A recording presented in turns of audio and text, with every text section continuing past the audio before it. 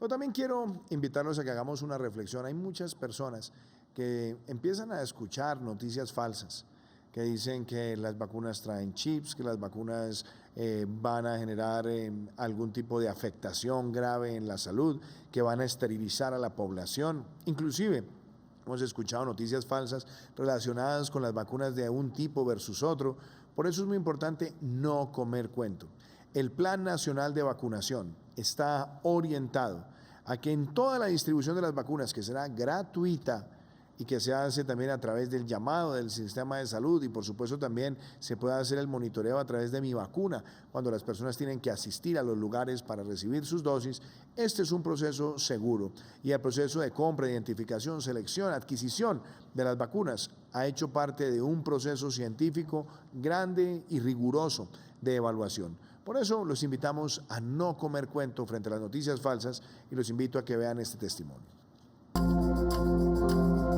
¿Es verdad que las vacunas contra el COVID-19 son inseguras? Falso. La seguridad de las vacunas tiene siempre la máxima prioridad y esto no es diferente para las hechas contra el COVID-19. Todas las vacunas pasan por 3 fases diferentes de estudio o ensayo clínico antes de que puedan ser aprobadas para su uso en la población. La primera es donde se evalúa la seguridad. La segunda, con la que se mide la eficacia, y la tercera es la fase en la que se prueba la vacuna de manera extensiva con miles de personas. Las fases tienen por objetivo garantizar justamente la seguridad y la capacidad de la vacuna, incluidas cuántas dosis se necesitan y cuántas deben administrarse. Colombia tiene uno de los programas de inmunización mejor ajustados en el hemisferio occidental, logrando el reconocimiento internacional por llevar a cabo la erradicación de diferentes enfermedades gracias a procesos de vacunación con amplias coberturas. Por eso es muy importante no comer cuento, tener esta información precisa sobre un plan nacional de vacunación que es seguro, que es gratuito y que es masivo, que irá creciendo exponencialmente semana tras semana. Y nos acompaña desde el Guainía el señor ministro de Salud, Fernando Ruiz, que estuvo hoy justamente supervisando el programa de vacunación. Yo le he pedido al ministro Fernando Ruiz que nos cuente cómo avanza todo este proceso en la región de nuestra Amazonía, pero también que nos haga un balance de cómo va la distribución de vacunas en todo el territorio nacional. Antes de escucharlo, invito a todas las familias colombianas a que conozcan cómo está prevista esta distribución para el mes de marzo.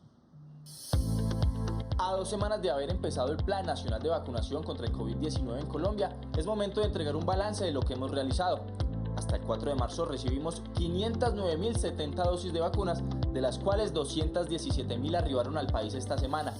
Del total, ya asignamos 409.620 dosis. En cuanto a distribución a los territorios, hasta las 4 de la tarde del 3 de marzo se enviaron 340.104 dosis para llegar a los 32 departamentos, 5 distritos y más de 900 municipios.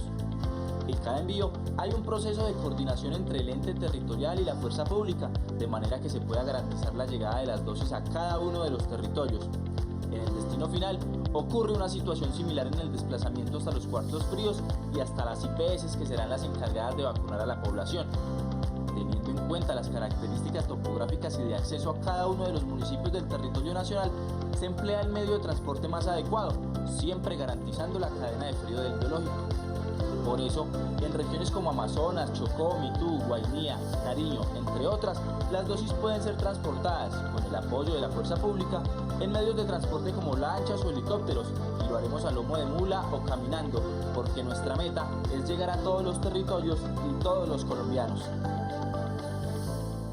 Ministro Fernando Ruiz, entonces hagamos el balance de distribución también de vacunas en todo el país, pero además entremos a los detalles también de la región amazónica de Colombia. Tiene la palabra, ministro. Muy buenas tardes, señor presidente. Un saludo para usted, para mis compañeros de gabinete que están allí en Bogotá con usted, pues sí, y a todos los colombianos. Efectivamente, nos encontramos en Inírida y hoy estamos revisando la situación. Mañana vamos a hacer un puesto de mando unificado nacional aquí desde Inírida, como se hace todos los viernes, para revisar y evaluar la situación en todo el país y para poder emitir todas las directrices que son necesarias para el avance del Plan Nacional de Vacunación. Y en la tarde estaremos trabajando en todo lo que es la revisión de la situación del departamento de Guainía en la aplicación de vacunas extensiva que está haciendo en el cinturón amazónico. El día sábado estaremos en Mitú. Presidente, el balance, hemos entregado hasta el momento, ha llegado al país algo más de 500.000 de vacunas, 509.070, de las cuales en los últimos 3 días han arribado 217.000. Ya están asignadas con resolución 409.620 y el día de mañana en el puesto de mando unificado completaremos la totalidad de la asignación, ya avanzando de manera muy importante en lo que es la asignación de personal de mayor de 80 años. Como dijimos en el programa de ayer, más del 90% de las vacunas necesarias para la primera línea de médicos, enfermeras y trabajadores de la salud ya fue asignada a lo largo de la presente semana. Hemos entregado en este momento 340.000 vacunas y en este momento el proceso de distribución para los próximos 2 días estaremos entregando los restantes 168.966.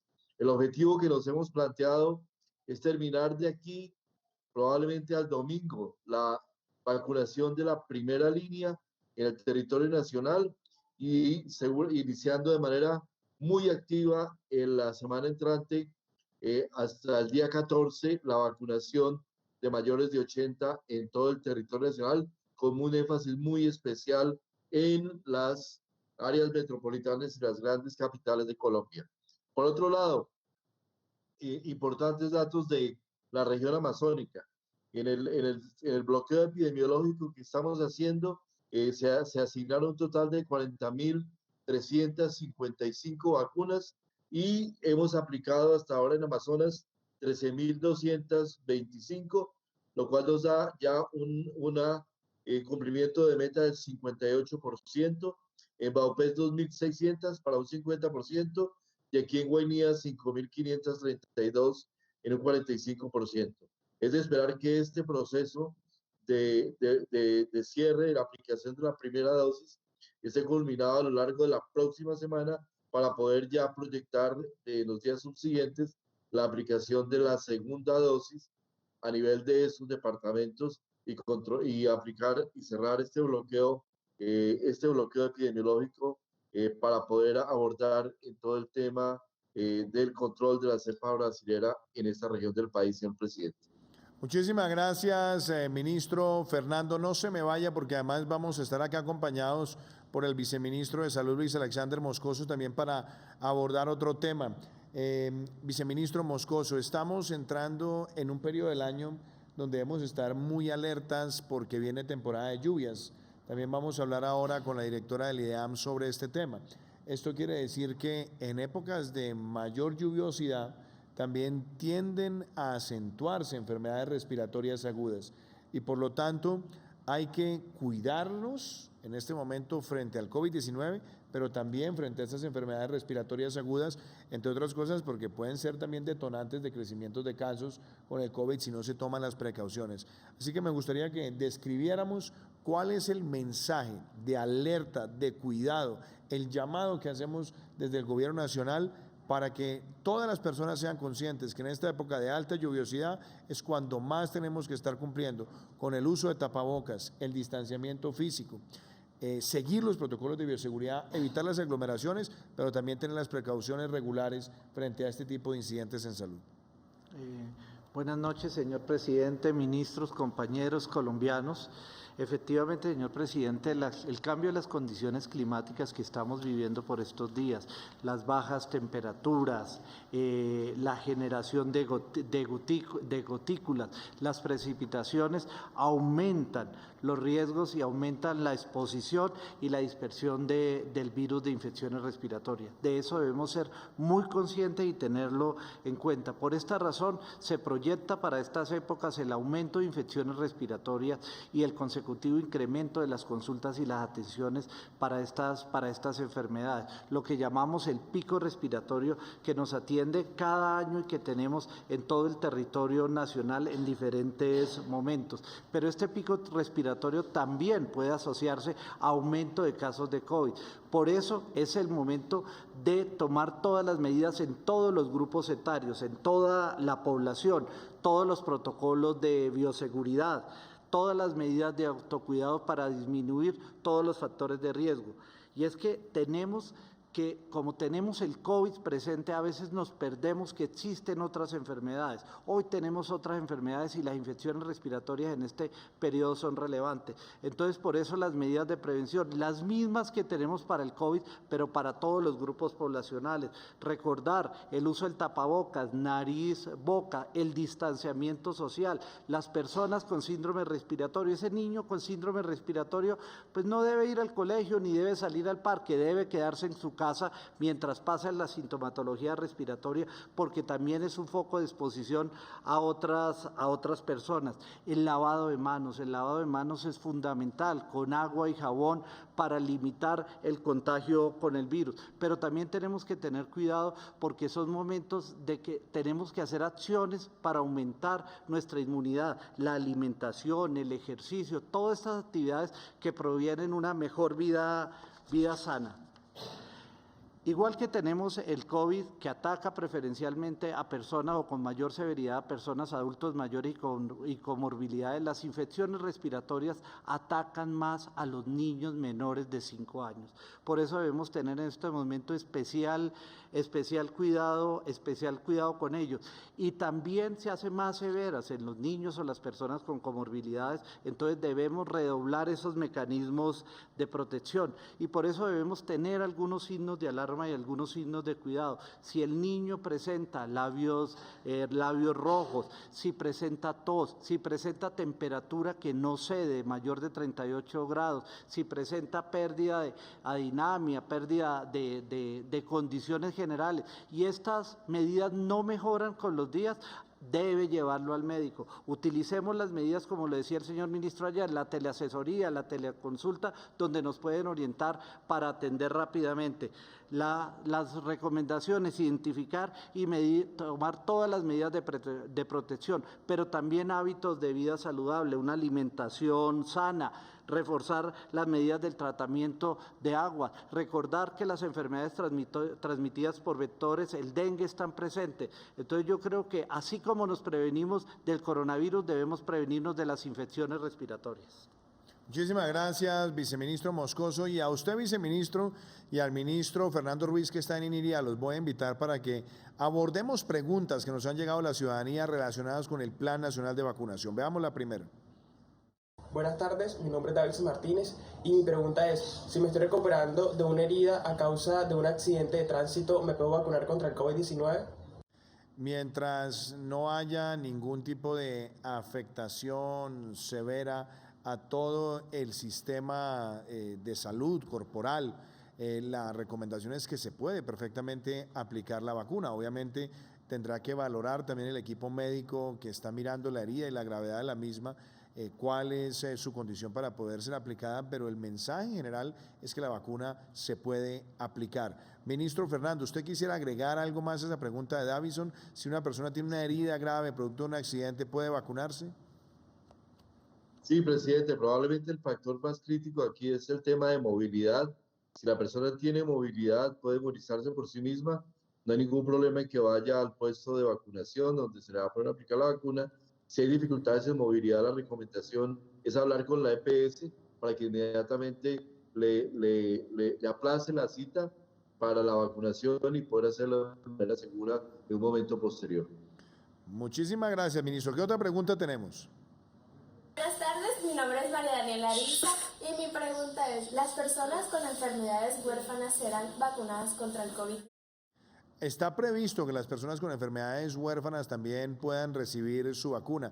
Obviamente también siempre se busca tener la recomendación por parte del médico que está haciendo el tratamiento de esas enfermedades de alta complejidad. Viceministro Moscoso, mensaje que usted también le quisiera compartir a María Elena. Precisamente las personas con comorbilidades son las personas que más riesgo tienen y son personas que debemos hacer el proceso de vacunación. Pero en caso de enfermedades huérfanas o de otras enfermedades, podemos acudir al criterio médico. El médico es el que al final le puede recomendar la aplicación o no de la vacuna. En términos generales no existe ninguna contraindicación, pero si tiene una enfermedad severa, consulte a su médico. ¿Qué otra pregunta tenemos? Buenas tardes, mi nombre es Ruby Cárcamo y me gustaría saber qué evidencia hay frente a la inmunidad de rebaño que tanto se espera. Gracias. Ministro Fernando Ruiz, yo sí dejaría que desde el punto de vista médico y con el trabajo que se viene adelantando, no solamente con el grupo de expertos en materia de vacunación, sino también con la Organización Panamericana de la Salud y la Organización Mundial de la Salud, usted pudiera transmitir una respuesta de cuál es la evidencia que se tiene y por qué el factor epidemiológico de llegar al 70% y por qué a partir de ahí se cree que está construida una inmunidad colectiva. Y sobre todo partiendo de la base, cuando una persona se vacuna, no solamente se protege, sino que también está protegiendo a los demás. Lo escuchamos, ministro. Sí, presidente, muy importante la pregunta. La evidencia científica que hemos revisado con el comité asesor indica que entre el 60 más o menos el 80% se genera la inmunidad de rebaño cuando hay un 60-80% de población vacunada. La gran mayoría de los países del mundo, con base en las recomendaciones de la Organización Mundial de la Salud y otras organizaciones, hemos adoptado el parámetro del 70%. Esto podría cambiar en algún momento si se nos generan cepas de virus o variantes de virus que sean un poco más contagiosas, podría cambiar este porcentaje, pero evidentemente por ahora, con los cepas que tenemos presentes en Colombia y preponderantes en el país, continuamos con base en la información científica, en un parámetro de inmunidad de rebaño que se logre con el 70% de la población nacional vacunada. ¿Qué otra pregunta tenemos? Muy buenas tardes, mi nombre es José Freile y me gustaría saber por qué no se le permite a los privados comercializar con la vacuna de COVID-19. Muchas gracias. José Félix, muy importante, en el decreto que se emitió siempre ha estado contemplada la posibilidad de que privados puedan hacer adquisición de vacunas, pero no es solamente adquirir, es tener un plan, porque aquí no es simplemente comprar, es las vacunas, cómo se adquieren y cómo se armonizan de conformidad con un plan nacional de vacunación que tiene previsto primero proteger a las personas que están más expuestas a la letalidad de este virus. Y por supuesto, también lo que tenemos que garantizar es que no haya un conflicto que distraiga la aplicación de la vacuna por parte de los vacunadores, teniendo adicionalmente la capacidad de refrigeración, teniendo las jeringas, teniendo los diluyentes y teniendo la logística. Porque no se puede desnaturalizar un plan que tiene la coherencia de ir abordando por grupos etarios de mayor riesgo y por profesiones que han estado en la primera línea de atención al COVID y quienes están en constante interacción para ir llegando paulatinamente y de manera acelerada a los grupos etarios poblacionales que tienen menor riesgo. Es más, la gran mayoría de farmacéuticas han venido haciendo ventas directas al gobierno y justamente esta adquisición se ha hecho de conformidad con el Plan Nacional de Vacunación. Así que si un privado quiere presentar una propuesta, no es simplemente si quiere comprar vacunas, es cuál es el plan y dónde está la armonización de su plan con el Plan Nacional de Vacunación. Por eso hemos sido claros que esa posibilidad se contempla, pero en este momento estamos volcados y concentrados a maximizar desde el punto de vista de equidad la forma como fluye el Plan Nacional de Vacunación. Ministro Fernando, si usted quiere agregar otros detalles. Simplemente, presidente, adhiriendo a todo lo que se plantea, es un error conceptual pensar que con vacunar un grupo de población, especialmente de población joven, trabajadores de una organización, lo que sea, vamos a lograr un efecto que los proteja a ellos completamente, pero dejamos de proteger a veces a sus familias en la medida que no se logra la vacunación completa e integral de toda una población y especialmente aquellos que tienen mayor riesgo. No olvidemos que aún la persona siendo vacunada podría en algunos casos ser un factor de transmisión y generar efectos negativos sobre sus grupos familiares, de manera es que aquí lo importante es lograr la cobertura general de la población y ese es el propósito esencial. Creo que perdimos ahí. Tener la cobertura general de la población. De manera que es muy importante que la intervención de los privados sea estructurada dentro del mismo plan de vacunación. Muchísimas gracias, ministro Fernando. ¿Qué otra pregunta tenemos? Buenas tardes, mi nombre es Mayra Alejandra Navarrete y mi pregunta es ¿cómo ha sido el trabajo para vacunar a las comunidades indígenas respetando sus tradiciones? Eso es muy importante, viceministro Moscoso. Quiero pedir a usted también que nos hable, porque el plan ampliado de inmunización que se adelanta todos los años, que llega a cerca de 10 millones de colombianos y donde se aplican alrededor de unos 25 millones de vacunas, siempre contempla a la población indígena y por supuesto esta población hace parte del Plan Nacional de Vacunación. ¿Cómo está esa interacción y cómo está prevista también la distribución con comunidades, viceministro? Muchas gracias. El plan de vacunación contempla las comunidades indígenas, contempla los pueblos indígenas y entiende sus condiciones y sus tradiciones. En este momento igual armoniza con el plan. En este momento, por ejemplo, los médicos ancestrales hacen parte de la primera y de la segunda línea de atención. Las personas adultas de 80 y más años hacen parte de la línea de priorización, pero también somos conscientes de que algunas comunidades tienen factores de dispersión, factores de condiciones de movilidad especial que requiere trabajos especiales y vacunas especiales. Por eso estamos trabajando con las autoridades indígenas en un plan que armonice estas vacunaciones en los momentos de la vacunación general. Son considerados y tenemos en cuenta todas sus condiciones y todas sus temas ancestrales.